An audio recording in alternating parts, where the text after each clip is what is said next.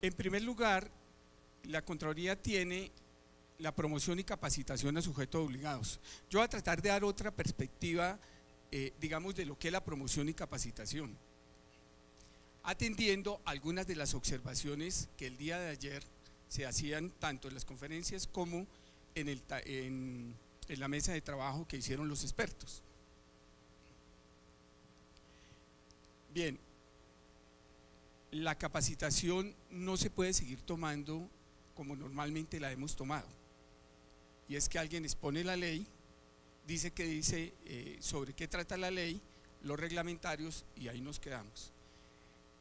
Recuerden ustedes que en el tema de derechos fundamentales y la transparencia y el acceso a la información pública es un derecho fundamental. Hay que establecer una primera diferencia: es que el acceso a información pública es un instrumento, no un fin, y ese instrumento tiene que estar orientado a un fin. ¿Quién determina el fin? Pues quien recibe la información, quien la trabaja o quien hace análisis a partir de esa información. Entonces, podría ser una entidad privada, una ONG o un ciudadano común y corriente al que le interesa la información. Y desde esa perspectiva estamos hablando entonces de derechos. La información me interesa en tanto yo puedo ejercer un derecho. Lo puedo ejercer como periodista, por ejemplo, lo puedo ejercer como crítico, o lo puedo ejercer para tratar de obtener de la administración o de sujetos privados la prestación de un servicio. Entonces, allí hay un elemento muy importante que debemos tener en cuenta en la colaboración entre la Procuraduría, los organismos de control, las entidades públicas y obviamente las personas privadas naturales o jurídicas que tienen o funciones públicas o prestan servicios públicos. Más adelante haré una perspectiva, complementaria para tratar de introducir más el debate sobre el tema de función pública y servicios públicos. Bien, entonces des en cuenta que la capacitación no es un tema de entregar información simplemente. La capacitación está referida a instrumentos que le permitan a las personas ser analíticos y saber para qué me sirven los datos. No me basta el dato, no basta que esté publicado, no basta que esté ofrecido. ¿Qué hago con el dato? Esa es una responsabilidad naturalmente pública. El otro tema de las funciones de la Contraloría es la elaboración de relatorías e informes sobre el cumplimiento de decisiones de tutela. Este tema es bien importante porque finalmente, digamos, dado los problemas de seguridad jurídica que nosotros tenemos, es muy importante saber, bueno, tienen los jueces, gracias, es muy importante conocer cuál es la tendencia de la jurisprudencia en la materia, sobre todo en aquellos campos donde uno no puede establecer una línea completa y concreta en relación a lo que es público y privado. Ya veremos cómo se expresarán los jueces y cómo eso incidirá sobre el desarrollo del cumplimiento del derecho. Doctor, buenos días, ¿cómo está? Bienvenidos.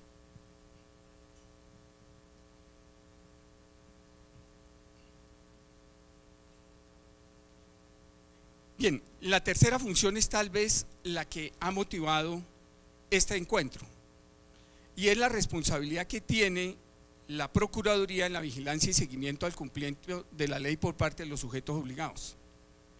Y bueno, te identifica cuáles tienen naturaleza estatal y ahí los tiene, completicos. Pero establecer los sujetos que uno puede calificar como privados o no tradicionales o esenciales, tiene, digamos, un tema, en el caso nuestro, más difícil porque requiere interpretación sobre hasta dónde la persona privada puede ser responsable del tema de información pública. Bueno, entonces yo me adelanto y miraremos de otra manera. Las últimas dos funciones, la quinta ustedes la conocen de sobra, que es el ejercicio que tiene la Procuraduría para efectos no tanto de las sanciones disciplinarias, sino del proceso disciplinario, que no necesariamente digamos, un proceso termina, no siempre termina en una sanción, obviamente.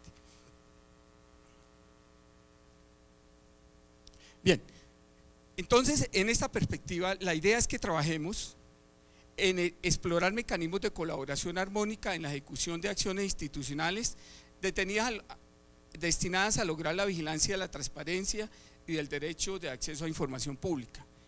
Este es un ejercicio en el cual venimos a medir, digamos, la transparencia en el sentido de que las organizaciones le digan a la Procuraduría: oiga, yo tengo esta información que para usted es valiosa en relación con su función. Eso se llama colaboración armónica y está establecido en la Constitución. Pero recuerden ustedes que los sujetos privados lo son en tanto cumplen función pública, tienen autoridad pública o prestan servicios públicos. Y aquí les recomendaría consultar una sentencia de la Corte Constitucional, que es la 037 del año 2003. ¿Qué dice esa sentencia de la Corte Constitucional? Dice, mire, para efectos legales, entiéndase por función pública, dado que el término está utilizado en la Constitución como en 2 o 3 artículos. Primero, lo que se llama función administrativa, que ustedes encuentran también en la Constitución. ¿Y qué es la función administrativa? Pues casi que es la operación y la gestión de la rama ejecutiva del poder público en Colombia. Eso no quiere decir que esa rama sea la única que cumple función administrativa. Obviamente la judicial y la legislativa tienen algunas funciones administrativas, por ejemplo, el nombramiento de funcionarios.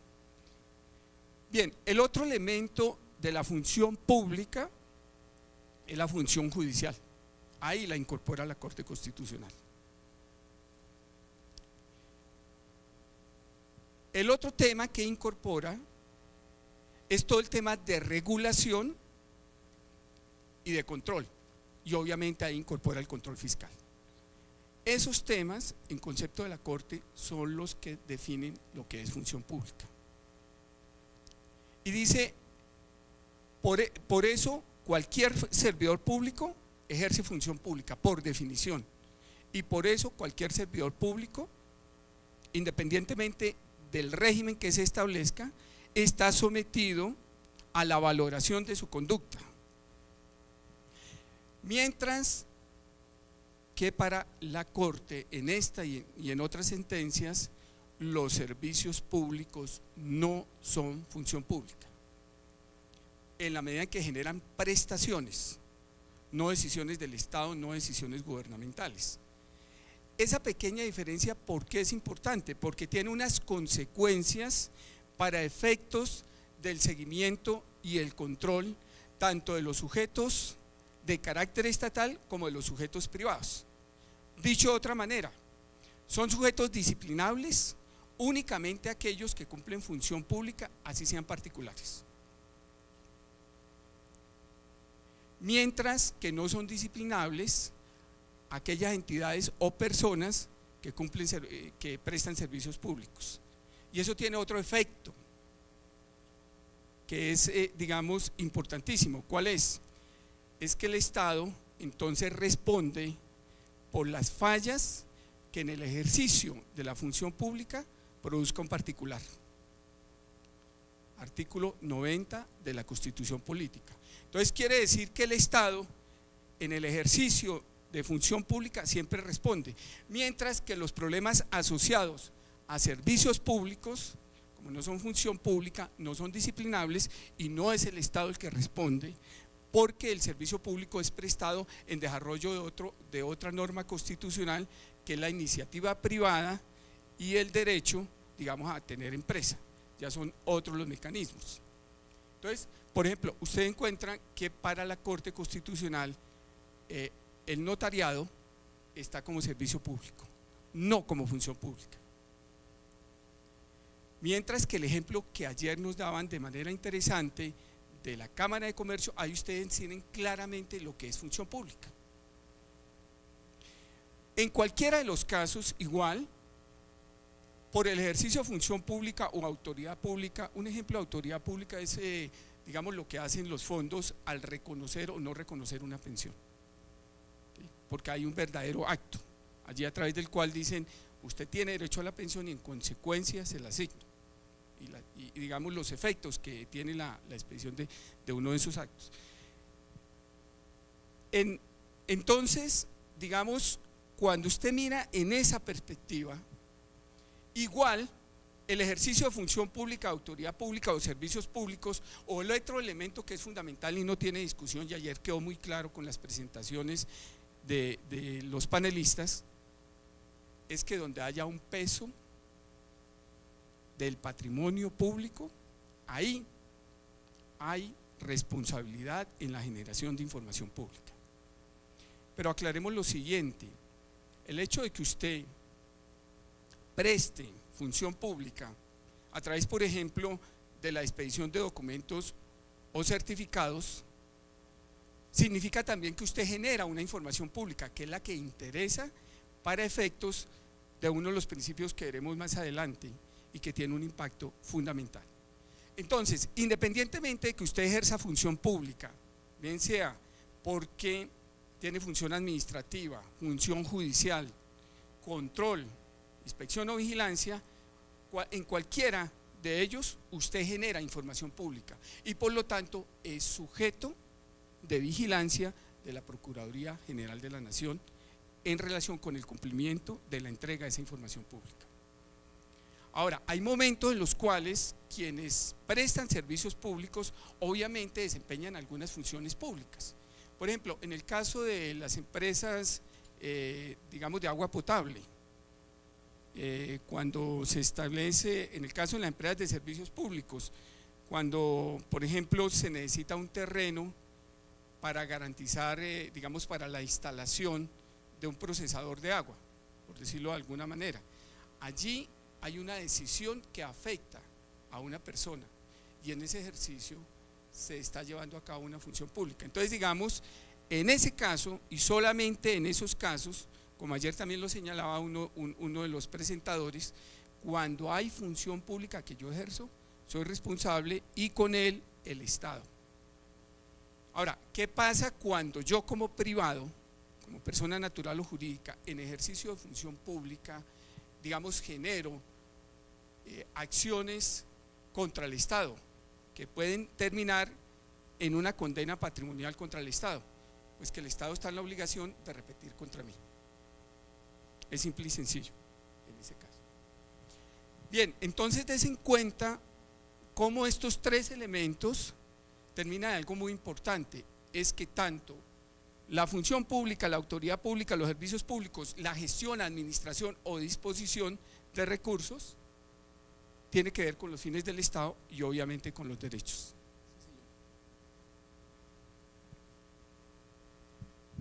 No, tengo una inquietud en ese marco de lo que es la función pública, la autoridad pública y el servicio público. ¿Cómo ve usted el papel y el rol de las cajas de compensación, que somos organizaciones privadas sin ánimo de lucro, pero que cumplimos servicios de naturaleza pública en el entendido de que benefician pues amplios segmentos y una buena parte de la población nacional? Sí, mire, digamos, en concreto algunas cajas hacen la prestación de servicios de salud, ¿sí? Algunas de recreación, etc. Digamos, por ese lado nos vamos a través de la figura de servicios públicos. Y en la prestación de esos servicios pues son responsables, digamos, en unos casos ante la Superintendencia de Salud, en otros casos pues ante la Superintendencia de Subsidio, etc. Ahora, hay momentos en los cuales ejercen función pública. ¿Cuándo? Por ejemplo, cuando a una persona se le niega un medicamento porque no está en el POS. Como autoridad se la niega, ¿sí? Ahí están ejerciendo función pública. Entonces, como planteaba uno de los panelistas ayer, hay momentos en los que hay que mirar esto caso a caso, pero en concreto, como ustedes desempeñan las tres, entre otras porque manejan recursos públicos, ahí generan información pública y respecto a la ley son sujetos de la Procuraduría General, ¿sí?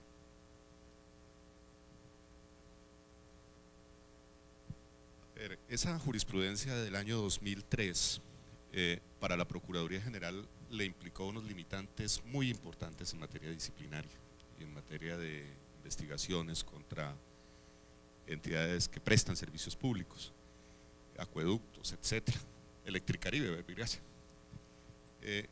Para resolver eso, en la ley anticorrupción, la 1474, incluimos un artículo que amplía un poquito el espectro y que hoy nos permite asumir con algo más de confianza el tema de investigar y de sancionar a empresas donde el límite entre lo privado y lo público no es tan contundente, no es tan claro.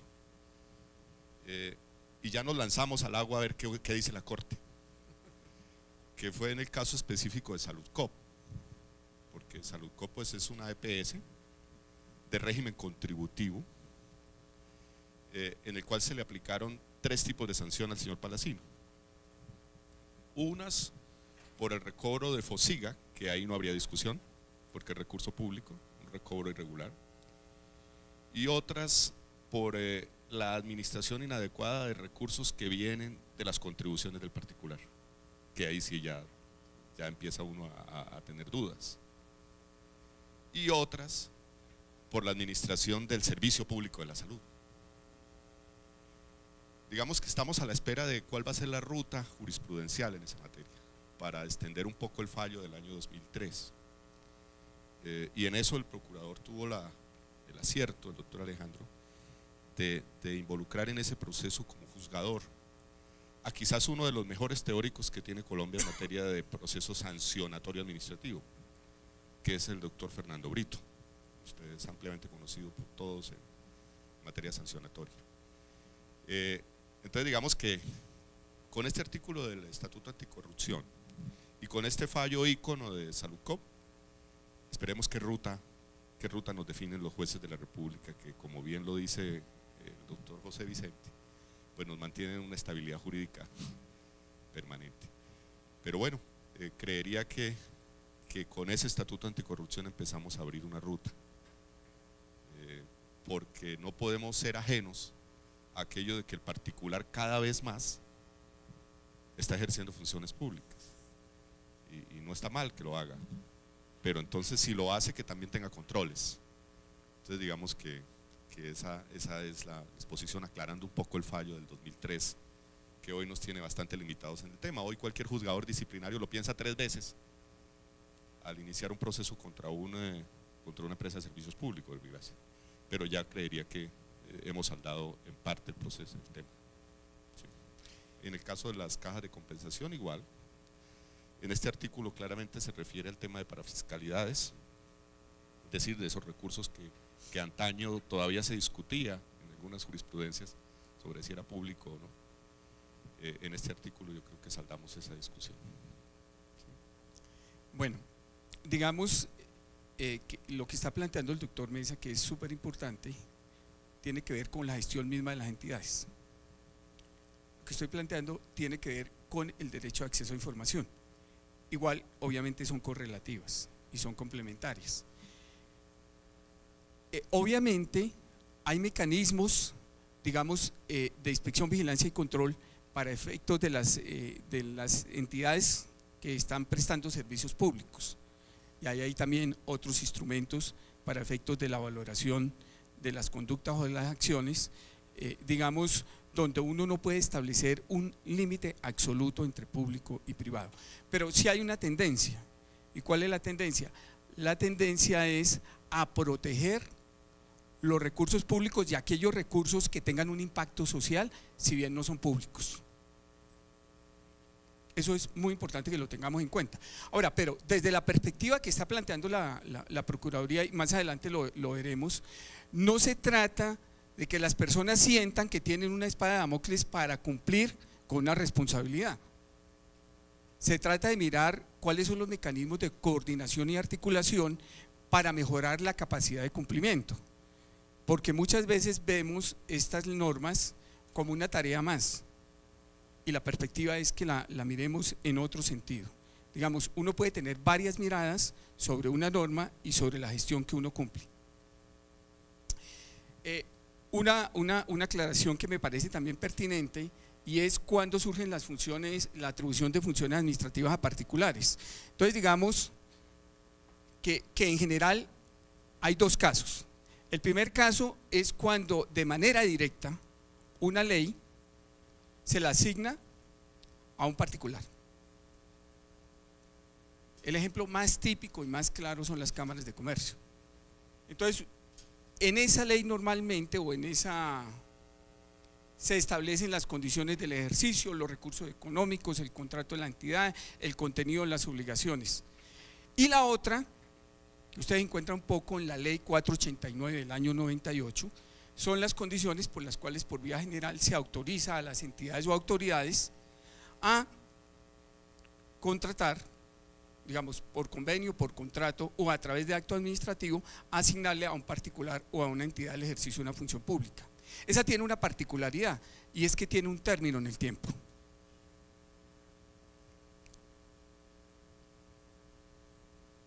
Entonces, digamos, algunas de las instituciones que ustedes representan pueden estar en alguna de esas condiciones. Bien, ¿por qué traemos a colación lo que ayer se habló de algunos principios? Por lo siguiente, usted no puede considerar el derecho de acceso a la información como un derecho desplegado de los otros principios. Yo no puedo hablar exclusivamente del derecho de acceso a la información sin tener en cuenta los demás derechos, entre otras los derechos colectivos y los derechos fundamentales. Por eso la misma ley establece que la aplicación de esos principios en el contexto de derechos debe tener dos elementos: razonabilidad y proporcionalidad.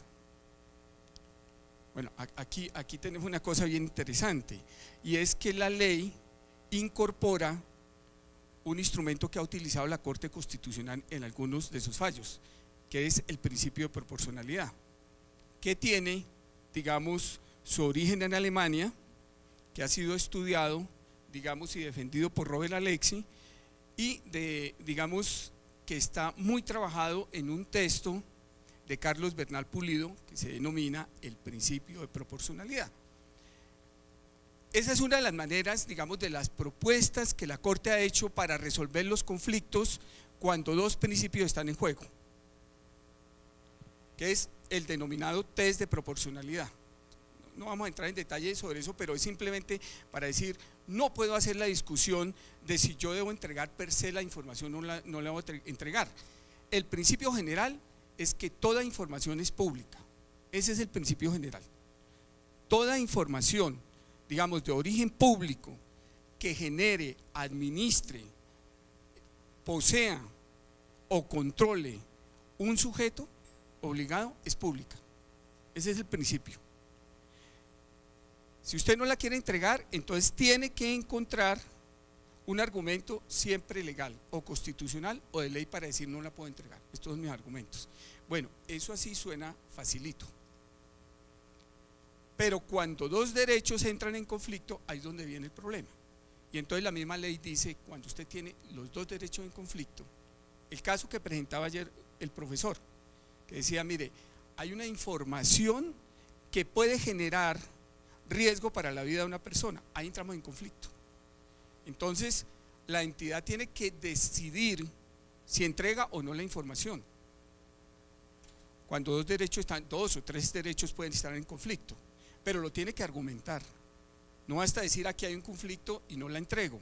Tiene que argumentar por qué el otro derecho prevalece sobre la no entrega de información pública. Entonces, no es que uno se invente la cosa, sino que le toca sentarse a mirar cómo ha sido el test de constitucionalidad que la Corte ha utilizado para definir los casos en los cuales se confrontan derechos fundamentales, esencialmente. Y aquí no hablamos únicamente de derechos fundamentales, sino que también entran los derechos generales y los derechos colectivos. Bien, entonces queda claro que el tema de máxima publicidad está dado porque toda la información que yo genere, posea o administre, que tenga el carácter de información pública, la tengo que entregar. Y aquí viene un tema bien interesante, que es el siguiente. Un escritor mexicano decía que una de las cosas que más pegaba a las grandes sociedades era el hecho de que casi todos nosotros sentíamos miedo o vivíamos con miedos permanentes, a veces reales, a veces inventados. Entonces, por ejemplo, una visita de la Procuraduría por lo menos produce inquietud.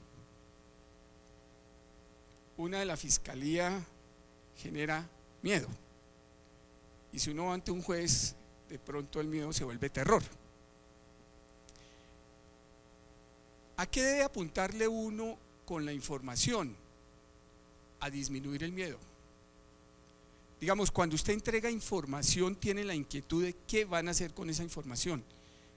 Pero desde el punto de vista de los estudios que se han hecho en, digamos, en materia de comportamiento y de psicología de los individuos, ustedes encontrarán, por ejemplo, un texto muy interesante de la Escuela de Palo Alto en California, que se llama El uso del lenguaje, y hay cosas tan interesantes como estas.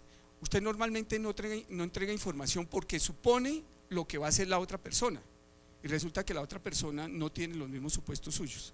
Para un ejemplo que se da mucho en las relaciones de pareja. Digamos, cuando las relaciones de pareja comienzan, en el flirteo de la conquista hay absoluta confianza y se acepta a la otra persona como es. De hecho, eso es lo que ha atraído a una de las personas a tratar de conquistar a la otra. Pero cuando las personas se unen, entonces cambia un poco la expectativa.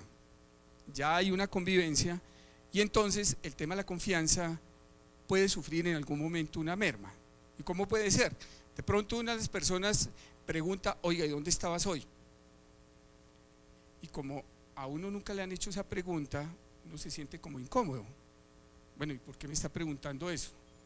Digamos, normalmente uno no hace la reflexión, porque si hiciera la reflexión, lo que automáticamente diría el sentido común es que uno de una vez entregue la información, pero uno no entrega la información. Uno pregunta y como para qué quiere saber. Y entonces ahí está abriendo, digamos, un hueco en la relación y no se da cuenta. Entonces la otra persona, al recibir esa respuesta, dice, eso quiere decir que me está ocultando algo. Y como me está ocultando algo, yo tengo que averiguar, que es un poco lo que pasa también con las entidades. Usted no me quiere entregar la información, ¿cierto? Usted está ocultando algo. Cuando usted tiene un secreto, algo me oculta. Y entonces la persona comienza a buscar en el computador, en la billetera, en todo lado, desesperada para encontrar qué es lo que otro oculta. Y cuando al que le están buscando se da cuenta que le están esculcando, se siente agredido y ahí comienzan a separarse y al final cada uno termina en un extremo, digamos, muy molestos y casi al borde del rompimiento. Todo por una cosa sencilla, y era no haber dado una información simple y concreta.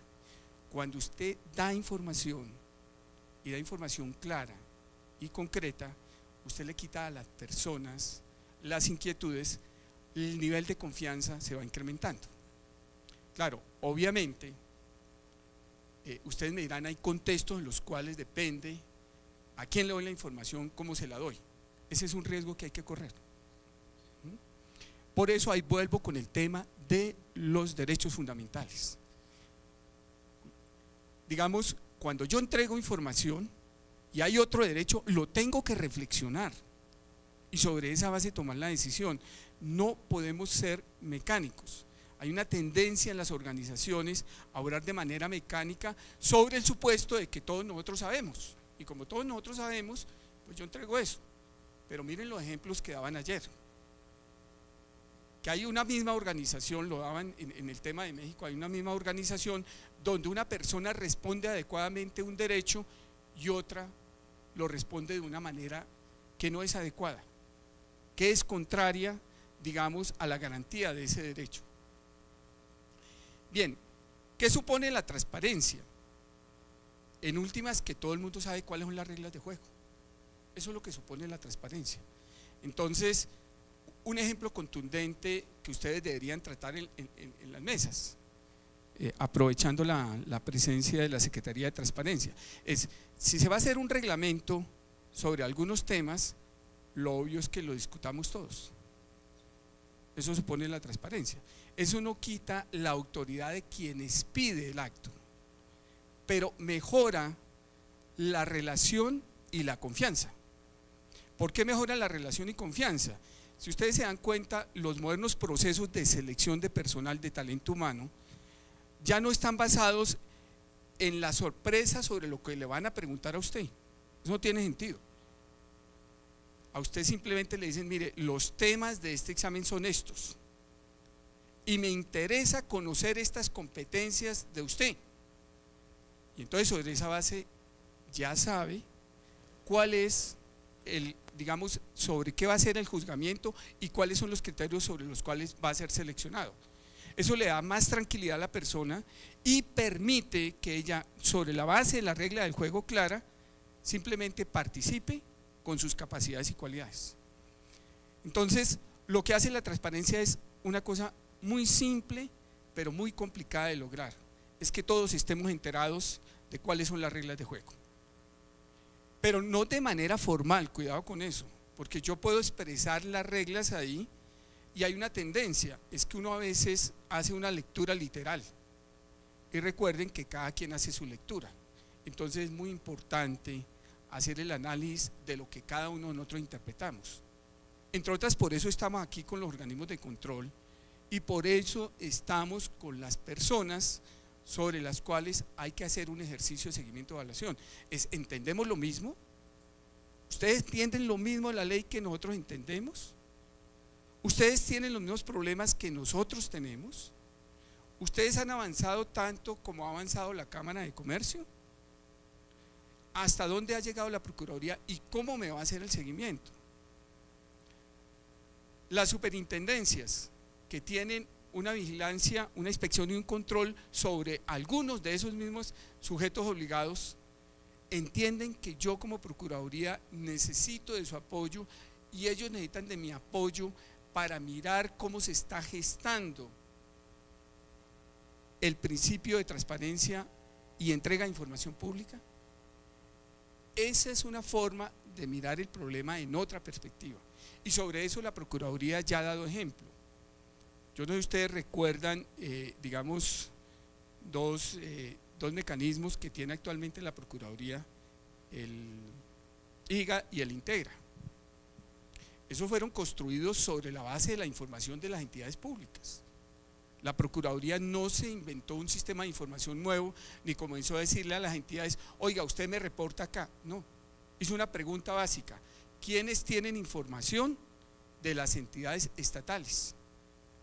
¿Y cómo está esa información? Y entonces ahí hubo una cosa bien interesante. A usted, señor superintendente, el municipio no le entrega información relacionada con el tema de buen gobierno. Bueno, entonces como no la entrega, yo como Procuraduría le voy a ayudar para que la entreguen. Pero a usted a su vez, esa información me la da a mí para que yo pueda ejercer mi papel. Eso en alguna perspectiva es lo que se llama la función preventiva. Es hasta donde mutuamente nos colaboramos, cada uno ejerce su función de manera autónoma y completa y generamos eficiencia en la utilización de los mecanismos. Bueno, el tema de la buena fe, como ustedes saben, es simple y sencillo. Es que toda información que yo como sujeto obligado entrego, lo hago de la manera más transparente posible. No la voy a manipular, no la voy a tratar de esconder, etc. Actúo, digamos en ese caso, como garante de que esa información es la que produje, la que tengo, la que administro. Bueno, no entraré en los otros, me interesa uno, digamos, que tiene que ver con el tema de calidad.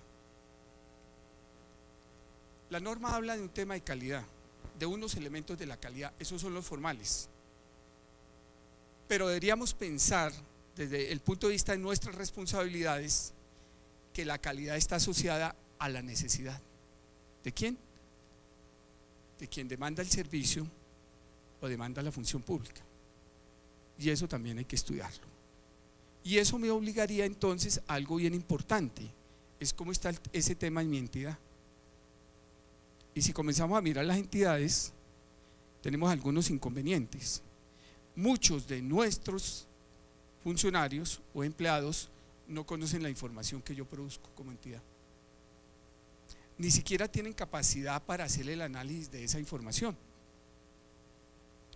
Porque en las entidades suponemos que todo el mundo tiene un nivel para ese efecto.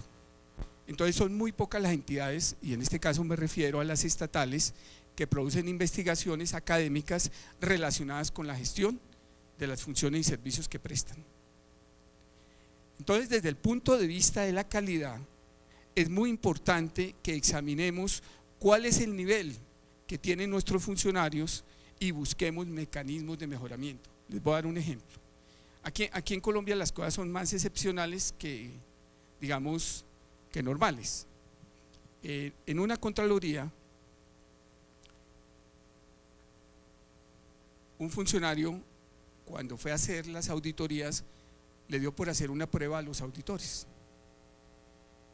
y encontró que el 80% de los auditores no tenía idea de lo que era auditoría, ni de presupuesto, ni de contratación, ni de tesorería. Se puso a revisar los informes de anteriores auditorías y encontraba que casi todas las entidades tenían entre 100 y 120 hallazgos. Lo que no se explicaba era por qué en las respuestas de las entidades normalmente aceptaban los hallazgos. Y cuando miró los papeles de trabajo, en los papeles de trabajo no había información que demostrara que existía el hallazgo. Entonces se sentó con sus funcionarios y a los que habían estado en la auditoría comenzó a preguntarles.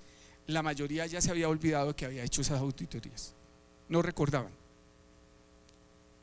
Y logró que las personas simplemente expresaran que no sabían cómo hacer auditoría. Bien, entonces, ¿cómo resolver ese problema cuando usted, para ejecutar su función, sabe que los funcionarios que tiene no están en capacidad de hacerlo y lo han aceptado? Pues digamos que las soluciones desde el punto de vista normativo son muy fáciles, pero las reales, que son lo más importante, son las más complicadas. Desde el punto de vista normativo usted podría decir: yo hago evaluación del desempeño y estos personajes se me van, pero eso, digamos, no resuelve el inconveniente.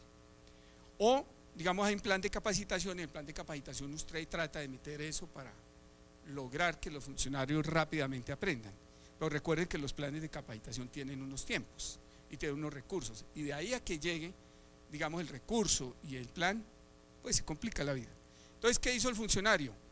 Recurrió a los entes que tenía que auditar y les dijo de manera clara: mire, no les puedo hacer auditoría, y no les puedo hacer auditoría porque no tengo la capacidad para hacer la auditoría, pero sí tengo que pedirles algo, es que ustedes capaciten a mis funcionarios en lo que ustedes saben, y que además nos preguntemos ustedes por qué nunca habían controvertido de una manera racional los informes que nosotros mismos habíamos producido. Entonces, ahí se produjeron dos efectos bien interesantes. El primero es que la entidad, una de esas entidades, expresó que le daba pánico controvertir los informes del organismo de control, porque las investigaciones podían terminar en una responsabilidad fiscal que iba a llevar mucho tiempo. Y lo otro es que ellos sí tenían una memoria de las visitas de la Contraloría y las fallas que esa Contraloría había tenido, y sacaron la memoria completa, y ahí se reflejaba el nivel de ignorancia de todos los funcionarios. Y es más, en algunas entidades tenían los pedidos que habían hecho los funcionarios, los auditores. Algunos auditores habían pedido contratos, otros habían pedido oficina, otros habían pedido parqueadero, etc. Y ahí se le habían pasado 2 años. Entonces comenzó el proceso de capacitación, y esos mismos funcionarios, después, de una manera responsable y seria, hicieron auditoría. ¿Ven? Entonces, digamos que en esa perspectiva uno tiene que hablar de la calidad de fondo, no de la calidad formal que establece la ley. Entonces, la información que yo produzco debe generar un cambio en la persona que la toma. A veces uno piensa, va a las páginas y encuentra la estructura orgánica de la entidad y esa cantidad de funciones. Y yo creo que nadie en la organización se ha leído las funciones de cada una de las dependencias. Me atrevería, digamos, casi que a asegurar que en un 99% los mismos funcionarios no han leído eso. Son unos decretos con unas, por ejemplo, uno va a leer las funciones de una superintendencia y el número de funciones generales de las superintendencias llegan casi a 70. Y si usted va bajando, ese es un mundo impresionante. Entonces uno se pregunta, ¿cómo puede una institución con tan poca gente ejecutar las funciones? Y para el funcionario común, para el ciudadano común y corriente o para la entidad que busca la información, ¿hasta dónde esa información es relevante? Lo máximo que sirve es para saber quién es el responsable del tema. Entonces, cuando hablamos de información proactiva, es muy sencillo.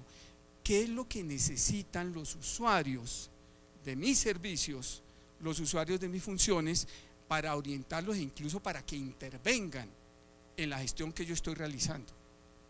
Porque la información puede ser utilizada, como lo decíamos al principio, desde muchas perspectivas, tantas cuantos intereses haya.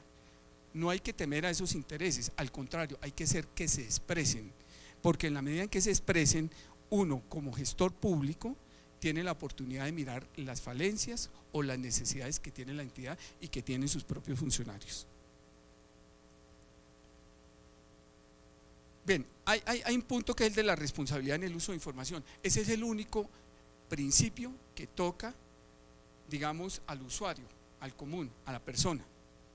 Y es el supuesto de que quien toma la información hace uso responsable de ella. ¿Qué significa responsable?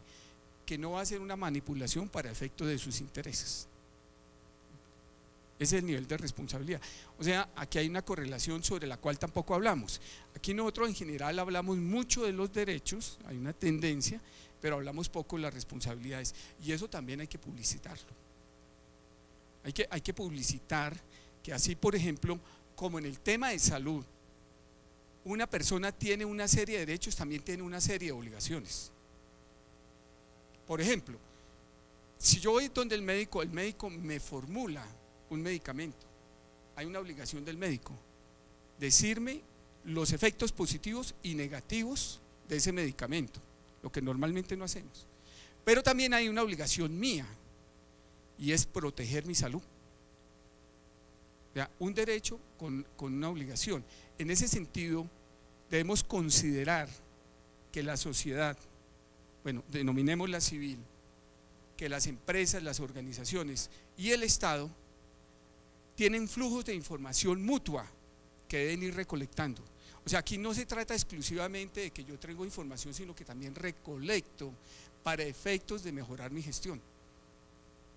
Yo debería motivar a que las personas hicieran más análisis sobre mi información y enseñarles a ellas cómo manejar esa información, sobre todo a los más afectados en derechos, porque no tengo que enseñarle, digamos, a las ONG que tienen dentro de sus funciones hacer investigaciones académicas de cómo se comporta el Producto Interno Bruto y cuál será la perspectiva de crecimiento del año entrante. A ellas no les tengo que enseñar, ellas simplemente lo van a decir, lo van a mostrar. Pero hay otras personas que tienen la capacidad analítica, pero no tienen los instrumentos para hacerlo.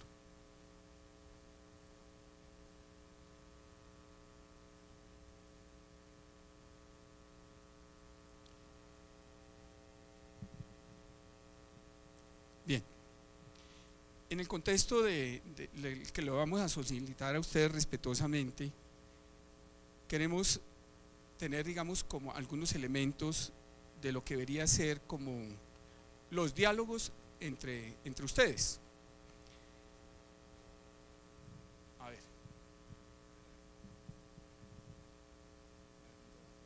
Sí, un pequeño debate. Siempre el particular va a buscar información para sus intereses. O sea, digamos en un 90% son muy pocos, y eso no está mal. Eso no está mal, porque de alguna manera el Estado tiene que garantizarle que los intereses de los particulares se vean resueltos o facilitados. Es decir, entonces ahí el tema de responsabilidad se va es por la vertiente del uso adecuado de esa información, sin que atente contra la fuente de información o contra los intereses de otros particulares. Pero diría, sin lugar a dudas, la información siempre pretende resolver los intereses del particular. No sé si estoy equivocado. No, estamos de acuerdo, completamente de acuerdo.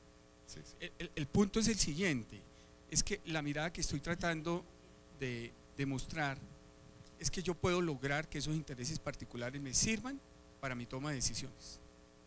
¿Por qué los particulares me piden determinada información? ¿Por qué utilizan esa información en determinada perspectiva? Esa es información para mí importante, para efectos de la toma de decisiones. Es decir, como alguien diría, si usted tiene acciones de amparo, como se llaman en algunos países, o tutela aquí en Colombia, y esas tutelas están concentradas en particular en un servicio, esa es información valiosa. Yo tengo ahí líos. Claro, el que ejerce el derecho de tutela, pues está protegiendo su interés, y es obvio, su interés particular y personal. Pero no podemos ver, digamos, la gestión y la entrega de información en una sola vía. Hay que verla en doble vía, porque eso genera más confianza.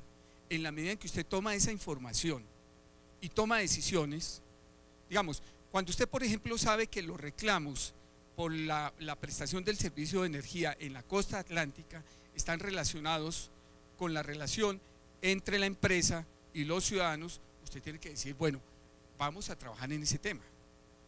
Porque hay algunos ciudadanos que tienen subsidio para el pago del servicio de energía, pero no pagan el resto, porque no les interesa. Y cuando los desconectan, ellos mismos se conectan. Hay un fenómeno cultural interesante que uno tiene que examinar. O sea, digamos, hay momentos y hay perspectivas en las cuales el gestor público tiene que tomarse en serio la entrega de información y mirar para qué se utiliza la información, y en esa medida mejora la eficiencia de la cual hemos estado hablando, incluso la eficacia. De hecho, pueden presentarse problemas como estos. Discúlpenme, voy a tratar de dar un ejemplo. Si no me sale bien, ustedes me excusan. Si yo soy un usuario de agua potable, la eficacia de esa empresa está dada por el hecho de que en la mañana, cuando me levante y abra el grifo, salga agua. Ese es un primer elemento. Pero que el agua que salga sea de calidad, o sea, cumpla un problema de calidad, cumpla un término de calidad. Que me salga la cantidad que yo necesito. Claro, y el tema de la cantidad depende de cada demandante. Una persona puede durar duchándose 1 hora y otra 15 minutos. Pero en términos de la relación de ese usuario con la empresa, hay un problema de cantidad. El otro elemento es que el servicio sea oportuno, es decir, tan pronto yo abro el grifo. Y el otro, que me resuelva el problema, deseo asearme. Pero eso que puede ser eficaz para la empresa de servicios públicos puede tener impacto sobre el ambiente y puede estar tocando otro derecho, porque puede estar afectando el ambiente de muchísimas maneras. Entonces, des en cuenta que no es, digamos, la consideración de la gestión pública no es ni tan lineal, ni el hecho de que una institución sea eficaz significa que las otras automáticamente sean eficaces. Mi eficacia puede afectar a otras instituciones, y el punto está en ver cómo logramos interactuar. Y aquí, como el sujeto activo del tema de la información finalmente es el sujeto obligado, pues yo tengo que mirar cómo se está gestando la demanda de información por parte de los particulares, incluso motivarla. ¿Y por qué la motivo? Para efectos de garantizar que mis funciones y mis servicios tengan el mayor nivel posible. Por eso la debo motivar, ¿sí? Bueno, entonces, para efectos del ejercicio que les vamos a pedir, vamos a recurrir a un elemento. Primero, todos los que están acá tienen alguna competencia institucional en relación con el tema del derecho de acceso a información pública. Todos, en general, somos sujetos obligados, por definición. Por definición, otros no solamente sujetos obligados, sino que ejercemos funciones de inspección, vigilancia y control. Y a eso nuestro, la ley, ni la hemos tocado. Y no la hemos tocado porque tenemos estos problemas. Y si usted como organismo de control viene a mirar, si yo ya tengo la información en la página web, pues le cuento que no la tengo. Pero lo interesante sería saber el por qué y cuáles han sido los inconvenientes que tienen. Y cómo eso se puede resolver. Y a su vez, que nos digan cuáles serían los mecanismos que ustedes proponen para que el órgano de control haga el seguimiento al cumplimiento de esa función. Porque, digamos, de acuerdo con cada problema, pues hay una perspectiva. Y lo otro es que podamos conocer, tanto de los organismos de control como de los sujetos obligados, qué sistemas de gestión e información tienen que contribuyan, digamos, un poco a generar información relacionada con el cumplimiento de las responsabilidades en la materia. Yo no me voy a detener mucho en esto porque, sí, doctor Eduardo.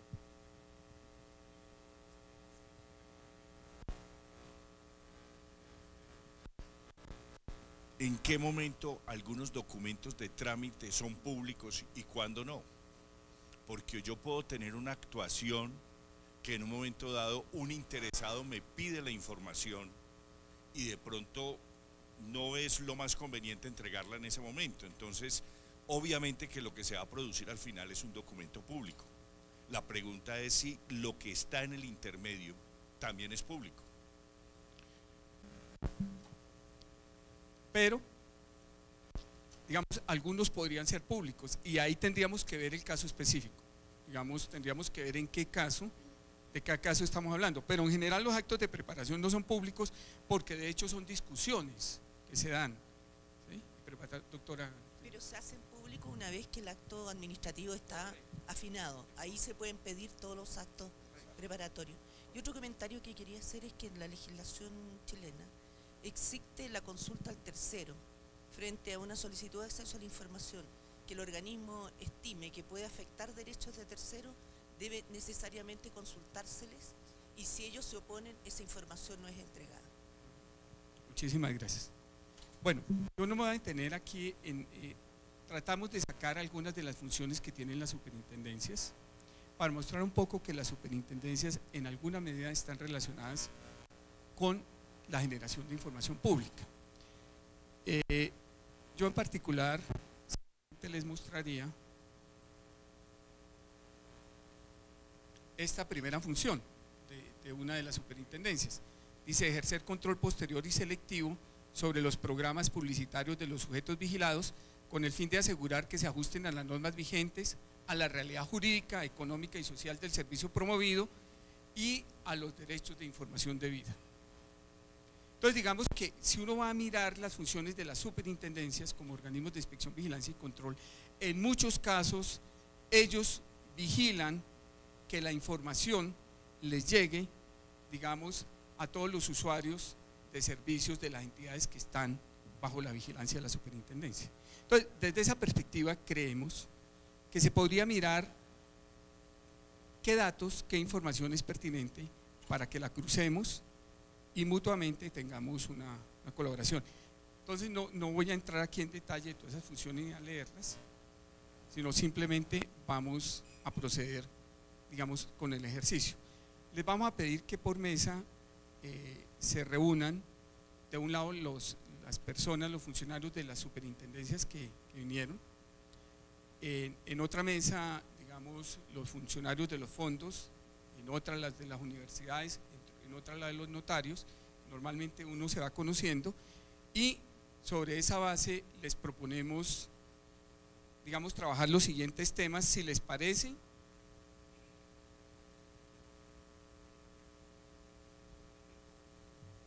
Los temas serían los siguientes. El primer tema tiene que ver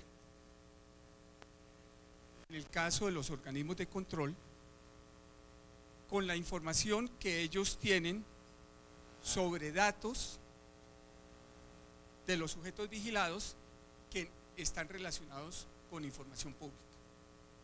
O sea, ¿qué sistemas de información permiten ver y hacer seguimiento a las entidades para verificar que generan información pública y la entregan? Lo segundo, que nos ayuden a establecer mecanismos de coordinación y articulación entre la Procuraduría y la Superintendencia.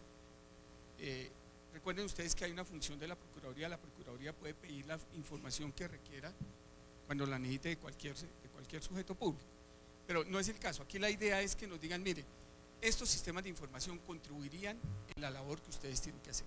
Digamos que eso serían como los dos puntos. Y en el caso de las personas que vienen de sujetos obligados, primero, que nos cuenten cómo ven la ley. Primero, cómo la ven. ¿Cuál es su nivel de interpretación, de comprensión, de inquietud, de problemas? Segundo, en su concepto, ¿cuál es su nivel de cumplimiento frente a la ley? ¿Y qué esperarían, digamos, de los reglamentarios que se requieren para los temas que faltan normalizar? Y el tercer punto, que por favor nos digan cómo generarían ustedes los datos para decirle al órgano de control, estoy cumpliendo con las responsabilidades que en materia de entrega de información pública tengo como sujeto obligado. Esas serían, digamos, las tres preguntas. La idea es que trabajemos 1 hora, si no estoy mal,